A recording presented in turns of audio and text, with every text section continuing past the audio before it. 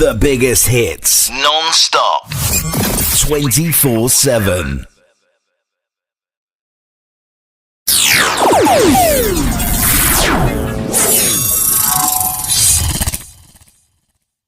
Today on Emmachev Radio, we're here to remind you of the remarkable power you possess within you. Life might throw challenges your way, but remember, you're like a shining star, capable of illuminating your path. Embrace the fire within, let your spirit soar high, and never let anyone dim your radiant light. Keep believing in yourself, for you're destined for greatness. Join us every day on Emmachev Radio, where we'll continue to inspire and uplift you. Thank you for listening, and remember, you're capable of extraordinary things.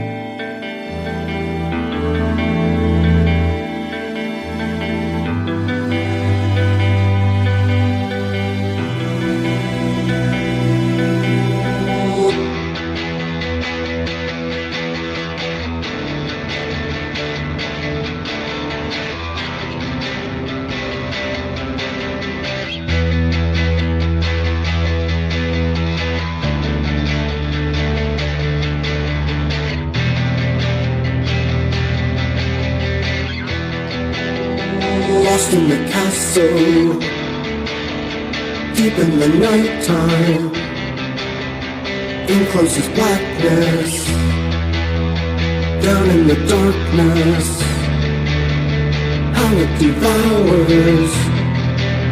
The ravens come for me.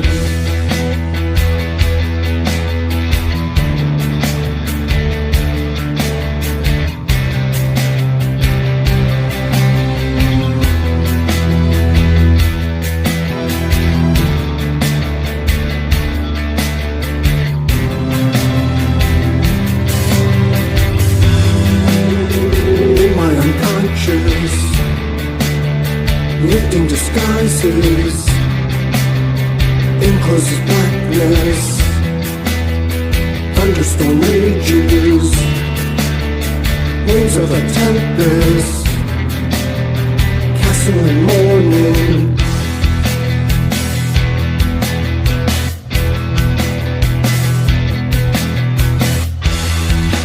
Now I see it in the distance.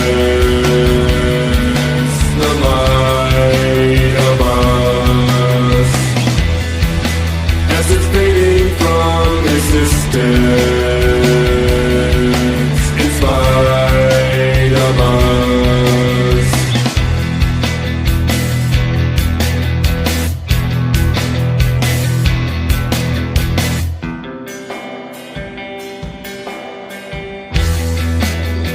watching in silence, echoing backwards, voices are empty. Chamber and ruins, carry me deeper, sunless drifting in.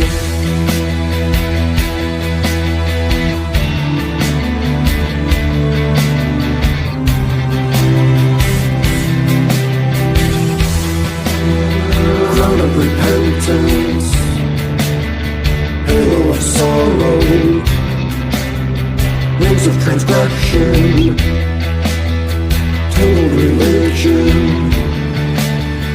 feeding the clockwork, asking too much of lies. Now I'm falling through the window, away from us, sinking through this blackened shadow.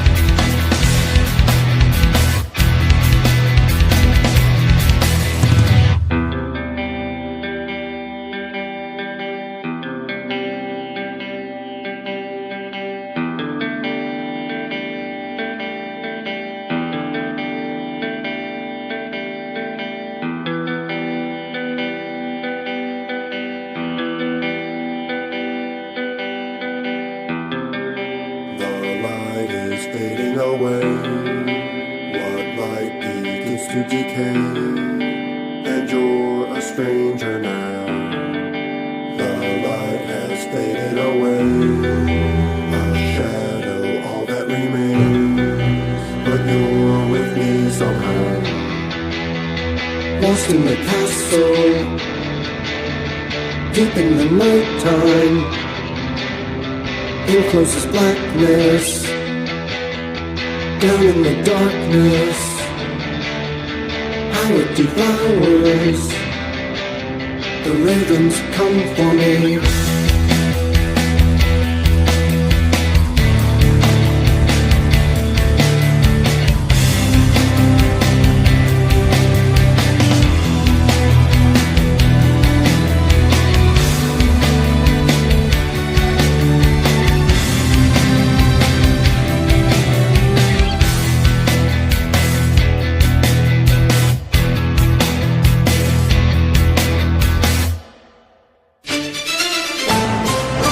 The latest news and breaking headlines, live from your local radio station.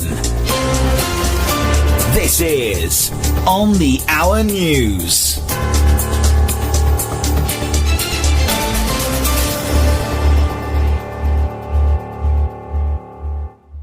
Hey everyone, welcome to Emmachev Radio News.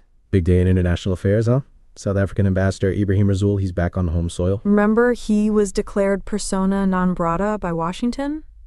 Big welcome home for him. Hundreds of supporters at Cape Town International Airport. Singing, cheering. Sounds like a hero's welcome. Absolutely. He and his wife, Rosietta, needed a police escort to get through the crowd. Pretty wild scene. Shifting gears now over to Sudan. The army has retaken the presidential palace in Khartoum. Big symbolic victory against the Rapid Support Forces. Wow, that's significant. Saw some videos online. Soldiers inside the palace, pretty heavily armed. Place looks wrecked. Yeah, definitely a turning point, potentially, in this awful civil war. All right, on to something a bit lighter. Sports. Scotland. Well, they didn't do so well against Greece. 0-3. Ouch. Rough day for the Scots. Lots of other Nations League action, though. Spain versus Netherlands, Germany and Italy drew. Big games. And don't forget, Portugal against Denmark, France versus Croatia. Busy day in football. Quick goal flash update. Iceland 1, Kosovo 0. Early goal there for Iceland. Oh, Carson, second minute. Aggregate score now 2-2. Hampden Roar just kicked off too. Scotland versus Greece. BBC commentary is a bit absent, though, strangely. And now for some tech news. Actually, looks like we're sticking with legal news for a bit longer. This revenge porn issue is getting some much-needed attention. Prosecutors are being told to do more to get those images deleted. Yeah, good news. The Observer exposed some serious failings in the system. Courts weren't issuing deletion orders. Prosecutors weren't asking for them. Ridiculous. It's about time they cracked down on this. Seems like the Crown Prosecution Service has finally taken action. Updating their guidance, making it clearer how to deal with these cases. About time, really. Victims deserve better. Hopefully this will make a real difference.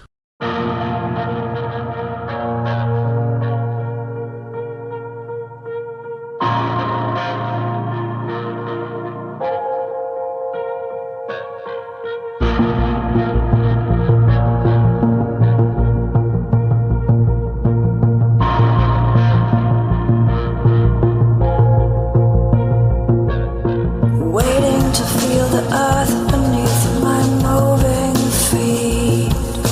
Waiting to see whole faces on the quiet streets. Waiting for concession from inculcated friends. Waiting for the fear and hate and pain to end. Waiting for the rain anticipating. Waiting for peace while they're invading. Waiting for the truth that's fascinating. I'm waiting, waiting on the sedge, calculating. Waiting for a cure, integrating. Waiting for the change, transmutating. I'm waiting.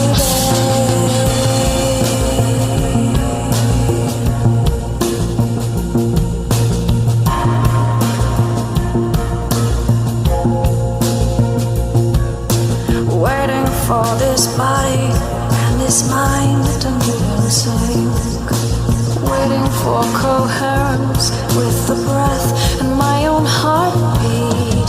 Waiting for incongruity to make its kind immense, waiting for the fear and hate and pain to end, waiting for the rain, anticipating, waiting for peace while they're invading, waiting for a truth that's vacillating.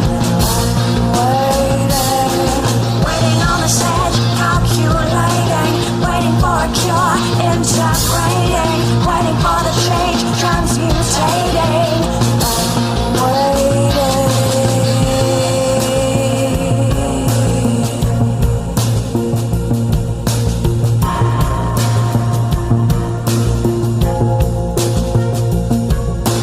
Feel the space in between, don't fill the spaces in between. Feel the space in between, don't fill the spaces in between. Feel the space in between, don't fill the spaces in between. In between.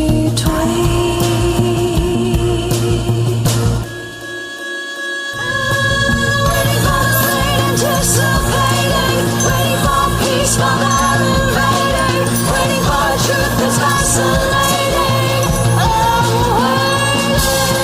Waiting on the stage, calculating, waiting for a cure, integrating, waiting for the change, transmutating.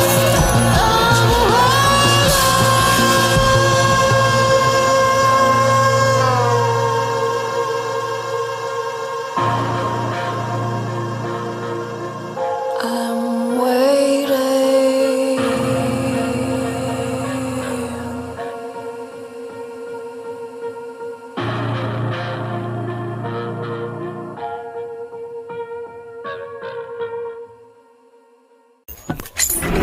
You are listening to Emmachev Radio. Tune in and feel it. The vibe is high. Won't let you search me.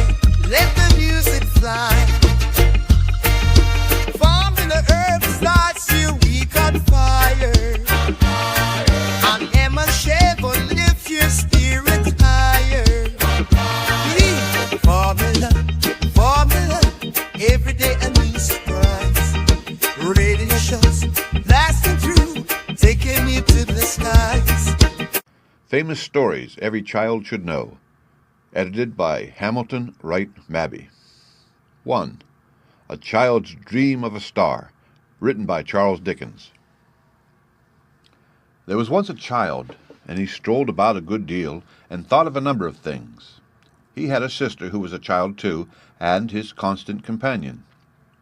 These two used to wonder all day long. They wondered at the beauty of the flowers. They wondered at the height and blueness of the sea. They wondered at the depth of the bright water. They wondered at the goodness and the power of God who made the lovely world. They used to say to one another sometimes, supposing all the children upon earth were to die, would the flowers and the water and the sky be sorry? They believed they would be sorry, for, said they, the buds are the children of the flowers, and the little playful streams that gambol down the hillsides are the children of the water, and the smallest bright specks playing at hide-and-seek in the sky all night must surely be the children of the stars, and they would all be grieved to see their playmates, the children of men, no more. There was one clear, shining star that used to come out in the sky before the rest, near the church spire above the graves. It was larger and more beautiful, they thought, than all the others, and every night they watched for it, standing hand in hand at a window. Whoever saw it first cried out, "I see the star!" And often they cried out both together, knowing so well when it would rise and where. So they grew to be such friends with it that, before lying down in their beds, they always looked out once again to bid it good night, and when they were turning round to sleep, they used to say, "God bless the star." But while she was still very young, oh, very, very young, the sister drooped and came to be so weak that she could no longer stand in the window at night, and then the child looked sadly out by himself, and when he saw the star, turned round and said to the patient, pale face on the bed, "I see the star." And then a smile would come upon the face, and a little weak voice used to say, "God bless my brother and the star." And so the time came all too soon when the child looked out alone, and when there was no face on the bed, and when there was a little grave among the graves, not there before, and when the star made long rays down toward him, he saw it through his tears. Now these rays were so bright, and they seemed to make such a shining way from earth to heaven, that when the child went to his solitary bed, he dreamed about the star, and dreamed that, lying where he was, he saw a train of people taking up that sparkling road by angels, and the star, opening, showed him a great world of light, where many more such angels waited to receive them. All these angels who were waiting turned their beaming eyes upon the people who were carried up into the star, and some came out from the long rows in which they stood, and fell upon the people's necks, and kissed them tenderly, and went away with them down avenues of light, and were so happy in their company that, lying in his bed, he wept for joy. But there were many angels who did not go with them, and among them one he knew. The patient face that once had lain upon the bed was glorified and radiant, but his heart found out his sister among all the host. His sister's angel lingered near the entrance of the star, and said to the leader among those who had brought the people thither, "Is my brother come?" And he said, "No."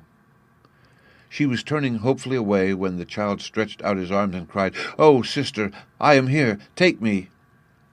And then she turned her beaming eyes upon him, and it was night, and the star was shining into the room, making long rays down towards him as he saw it through his tears.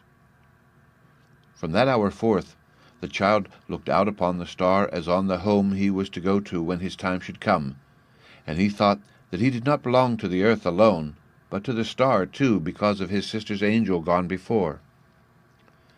There was a baby born to be a brother to the child, and while he was so little that he never yet had spoken word, he stretched his tiny form out on his bed and died. Again the child dreamed of the open star, and of the company of angels and the train of people, and the rows of angels with their beaming eyes all turned upon those people's faces. Said his sister's angel to the leader, "Is my brother come?" And he said, "Not that one, but another." As the child beheld his brother's angel in her arms, he cried, "Oh, sister, I am here, take me." And she turned and smiled upon him, and the star was shining. He grew to be a young man, and was busy at his books, when an old servant came to him and said, "Thy mother is no more. I bring her blessing on her darling son." Again at night he saw the star, and all that former company. Said his sister's angel to the leader, "Is my brother come?" And he said, "Thy mother." A mighty cry of joy went forth through all the star, because the mother was reunited to her two children. And he stretched out his arms and cried, "Oh, mother, sister, and brother, I am here, take me." And they answered him, "Not yet." And the star was shining. He grew to be a man whose hair was turning gray, and he was sitting in his chair by the fireside, heavy with grief, and with his face bedewed with tears, when the star opened once again. Said his sister's angel to the leader, "Is my brother come?" And he said, "Nay, but his maiden daughter." And the man who had been the child saw his daughter newly lost to him, a celestial creature among those three, and he said, "My daughter's head is on my sister's bosom, and her arm is around my mother's neck, and at her feet there is the baby of old time, and I can bear the parting from her, God be praised." And the star was shining. Thus the child came to be an old man, and his once smooth face was wrinkled, and his steps were slow and feeble, and his back was bent. And one night, as he lay upon his bed, his children standing round, he cried, as he had cried so long ago, "I see the star!" They whispered one to another, "He is dying." And he said, "I am. My age is falling from me like a garment, and I moved towards the star as a child, and oh, my Father, now I thank Thee that it has so opened often to receive those dear ones who await me. And the star was shining, and it shines upon his grave. The end. Read by Rick Kistner for Lit2Go on the web at fcit.usf.edu.